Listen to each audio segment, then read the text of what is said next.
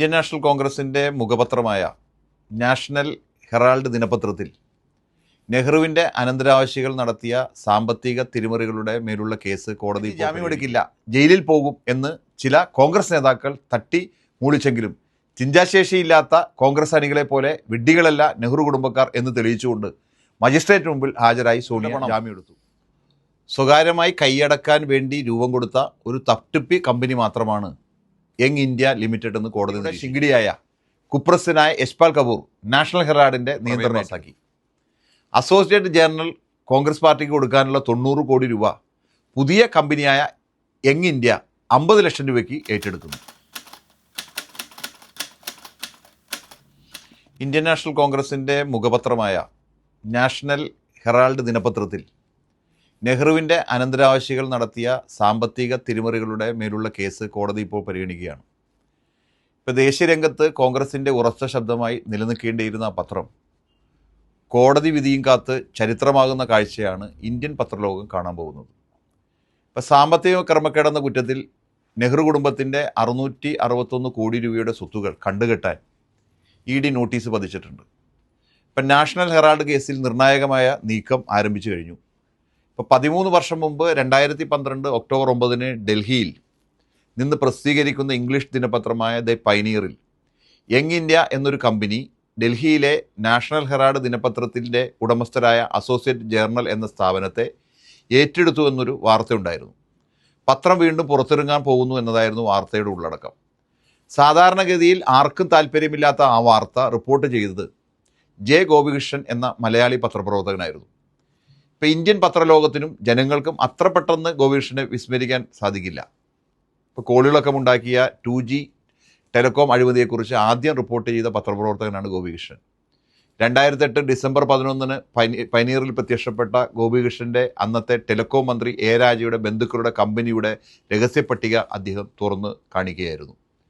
ഇപ്പോൾ 2G അഴിമതിയുടെ വിവിധ വശങ്ങൾ, എയർസെൽ, മാക്സിസ് അഴിമതി, ടെലികോം അഴിമതിയുടെ മറ്റ് അനുബന്ധ ലംഘനങ്ങൾ എന്നിവയെക്കുറിച്ച് അദ്ദേഹം തുടർച്ചയായി നിരവധി റിപ്പോർട്ടുകൾ പയനീറിൽ എഴുതി.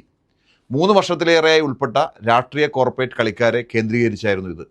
ഇപ്പോൾ കോൺഗ്രസ് പാർട്ടി നയിക്കുന്ന ഇന്ത്യൻ സർക്കാരിനെ പിടിച്ചുകുലുക്കിയ ടെലികോം അഴിമതിയെക്കുറിച്ച് 200-ലധികം റിപ്പോർട്ടുകൾ ദി പൈനീറിൽ പ്രസിദ്ധീകരിച്ചു.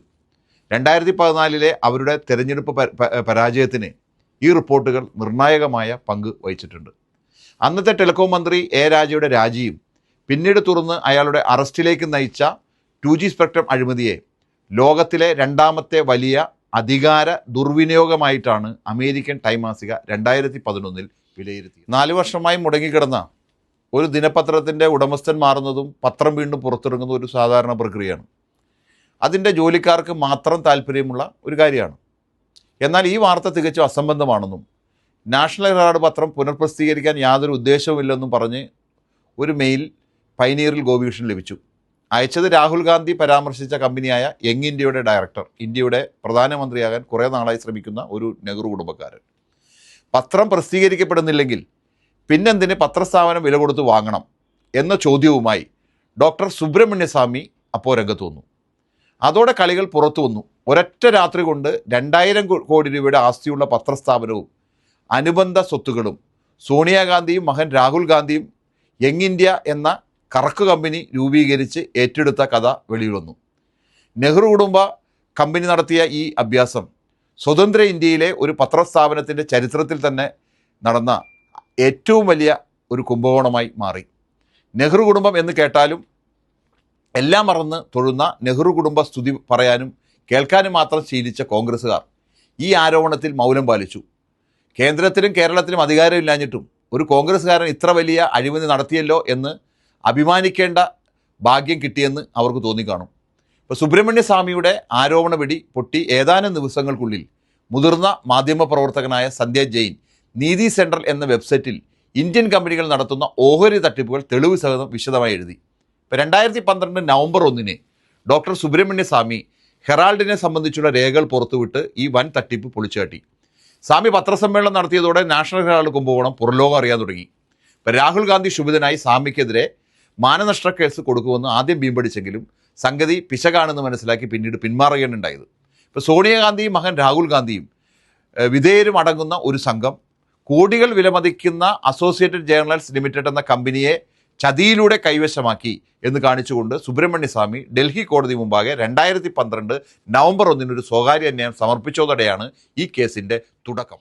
ജനങ്ങളുടെ പണം സ്വകാര്യമായി കൈയടക്കാൻ വേണ്ടി രൂപം കൊടുത്ത ഒരു തട്ടിപ്പ് കമ്പനി മാത്രമാണ് യങ് ഇന്ത്യ ലിമിറ്റഡ് എന്ന് കോടതി നിരീക്ഷിച്ചു. പ്രതി പട്ടികയിലുള്ള എല്ലാവരും തന്നെ ഈ തട്ടിപ്പിന് വേണ്ടി ഗൂഢാലോചന നടത്തിയെന്നും കോടതി കണ്ടെത്തി.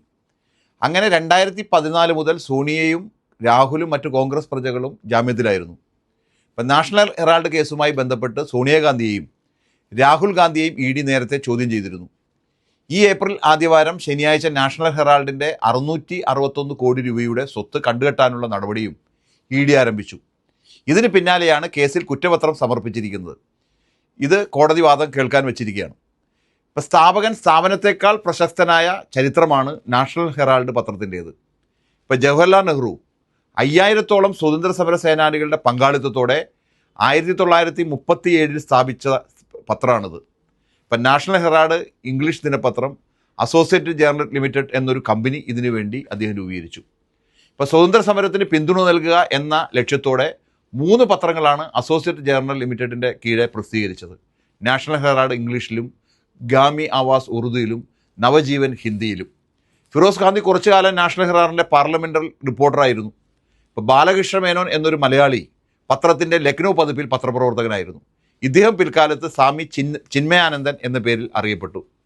എൻ്റെ പോരാളിയായ എഡിറ്റർ എന്ന് ഗാന്ധിജി വിശേഷിപ്പിച്ച കെ രാമറാവുവും പിന്നീട് ഇന്ത്യൻ പത്രപ്രവർത്തനത്തിലെ അതികായകന്മാരിൽ ഒരാളായി കണ്ട എം ചലപതി റാവുവും സ്വാതന്ത്ര്യത്തിന് മുമ്പും പിമ്പും ഈ പത്രത്തിന് നിസ്തുലമായ സേവിച്ച എഡിറ്റർമാരാണ്. ഇപ്പോൾ 88 വയസ്സായ നാഷണൽ ഹെറാൾഡ് ദിനപത്രം ജവഹർലാൽ നെഹ്റുവിൻ്റെ ഒരു സ്വകാര്യ ദൗർബല്യമായിരുന്നു.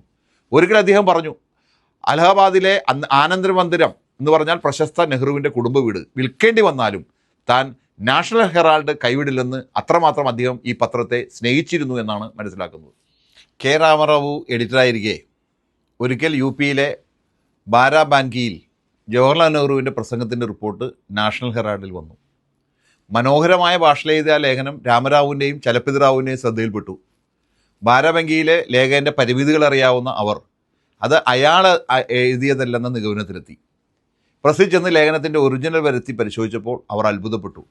ജവഹർലാൽ നെഹ്റു സ്വന്തം കൈപ്പടയിൽ എഴുതിയ ലേഖനമായിരുന്നു അത്. നാഷണൽ ഹെറാൾഡിൻ്റെ കാര്യത്തിൽ നെഹ്റു അത്രയേറെ താല്പര്യം കാണിച്ചിരുന്നു. ദീർഘനാൾ രാജ്യത്തിൻ്റെ ഭരണകക്ഷിയായിരുന്ന കോൺഗ്രസിൻ്റെ മുഖപത്രമായ നാഷണൽ ഹെറാൾഡ് ഒരിക്കൽ പോലും പ്രചാരത്തിൽ ഡൽഹിയിലെ മറ്റു പത്രങ്ങളെ അടുത്തെത്തുമായിരുന്നില്ല. എന്നാൽ അടിയന്തരാവസ്ഥ കാലഘട്ടത്തിൽ പത്രത്തിൻ്റെ പ്രചാരം പെട്ടെന്ന് വർദ്ധിച്ചു.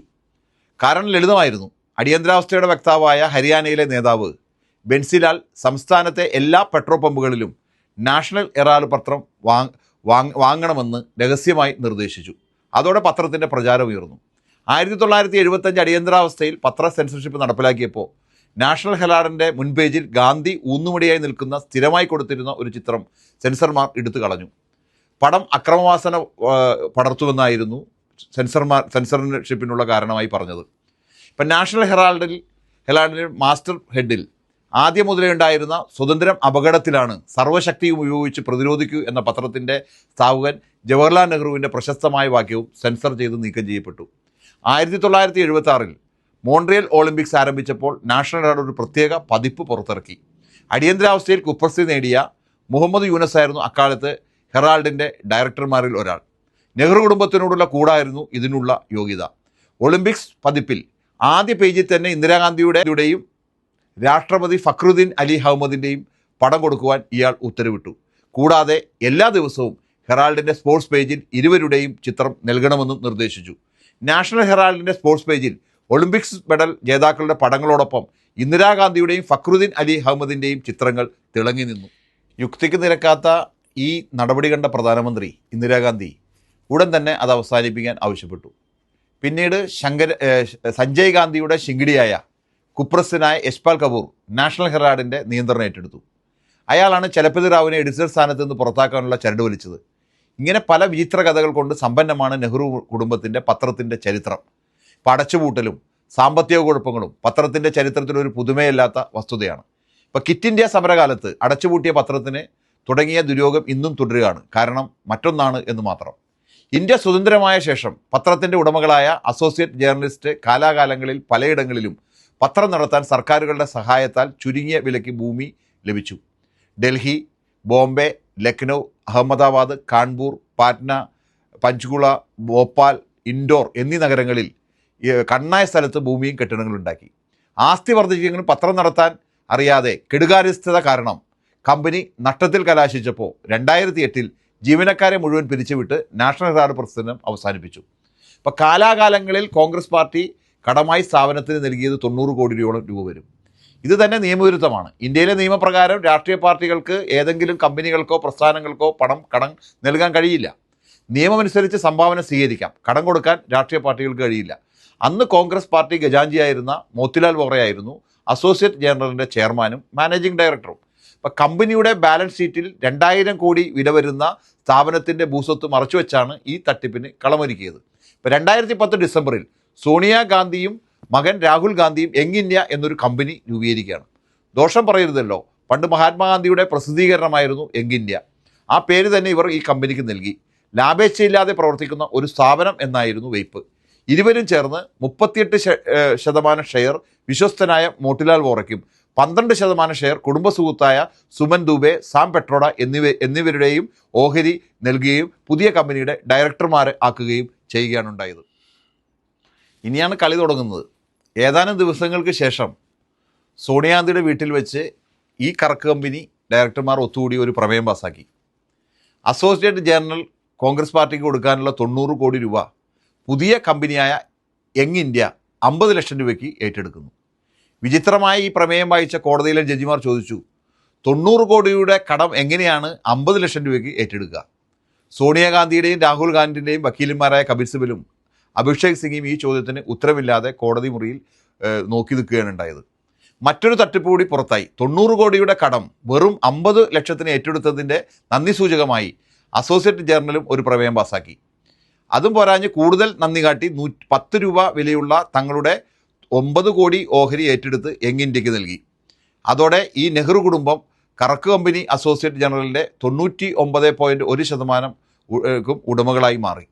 മറ്റ് ഓഹരികളുടെ പങ്കാളിത്തം 0.9% ചുരുങ്ങി.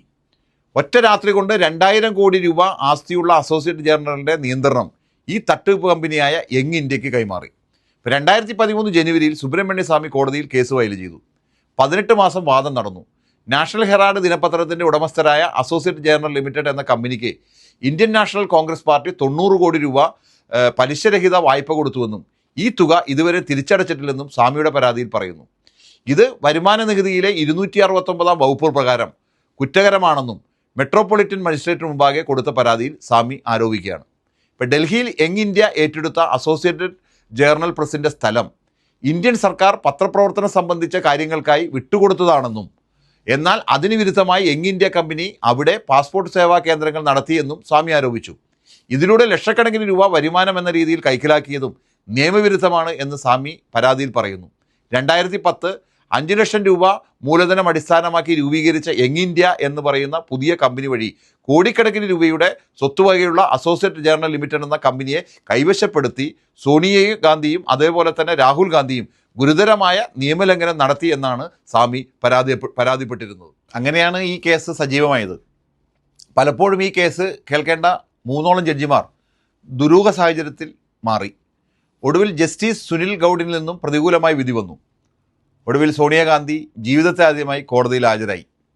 സോണിയാജി ജാമ്യമെടുക്കില്ല, ജയിലിൽ പോകും എന്ന് ചില കോൺഗ്രസ് നേതാക്കൾ തട്ടി മൂളിച്ചെങ്കിലും ചിന്താശേഷിയില്ലാത്ത കോൺഗ്രസ് അണികളെ പോലെ വിഡ്ഢികളല്ല നെഹ്റു കുടുംബക്കാർ എന്ന് തെളിയിച്ചുകൊണ്ട് മജിസ്ട്രേറ്റ് മുമ്പിൽ ഹാജരായി സോണിയ ജാമ്യമെടുത്തു. സോണിയയും രാഹുലും കോടതിയിൽ പരാതി സമർപ്പിച്ചെങ്കിലും ഇരുവർക്കുമെതിരെ കേസെടുക്കാൻ പ്രഥമദൃഷ്ട്യാ തെളിവുകളുണ്ടെന്ന് നിരീക്ഷിക്കുകയാണ് കോടതി ചെയ്തത്. സാം പെട്രോയുടെ പേരും കുറ്റപത്രത്തിലുണ്ട്. ന്യൂഡൽഹി റൌസ് അവന്യൂ കോടതിയിലാണ് കുറ്റപത്രം സമർപ്പിച്ചത്. ഏപ്രിൽ 25 കേസ് കോടതിയിൽ പരിഗണിക്കുന്നു. നാഷണൽ ഹെറാൾഡിനെ ചുറ്റിപ്പറ്റി സാമ്പത്തിക ഇടപാടിലെ തിരിമറിയും അപവാദങ്ങളും ആ സ്ഥാപനത്തിന് പുത്തിരിയല്ല.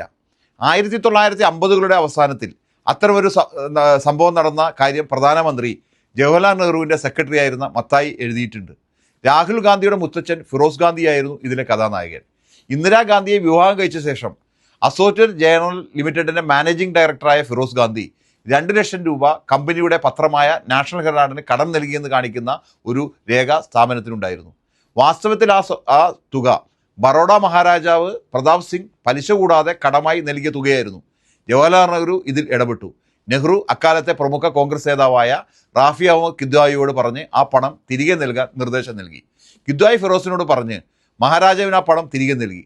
അക്കാലത്ത് അളവറ്റ സ്വാധീനമുണ്ടായിരുന്ന നെഹ്റുവിൻ്റെ സ്പെഷ്യൽ അസിസ്റ്റൻറ്റും ഫിറോസ് ഗാന്ധിയുടെ ബന്ധശത്രുവുമായ എം ഒ മത്തായിയുടെ ആത്മകഥ നെഹ്റു യുഗ സ്മരണകളിൽ 2 ഈ സംഭവം പരാമർശിക്കുന്നുണ്ട്. 1955 അസോസിയേറ്റഡ് ജേർണൽ ലിമിറ്റഡിനെ നിയന്ത്രിക്കാൻ ജൻഹിത് നിധി എന്നൊരു ട്രസ്റ്റ് രൂപീകരിച്ചിരുന്നു. ജസ്റ്റിസ് പ്രിയൻ സപ്രു, പത്മജ നായിഡു, ഇന്ദിരാഗാന്ധി എന്നിവയൊക്കെയായിരുന്നു ട്രസ്റ്റിലെ അംഗങ്ങൾ.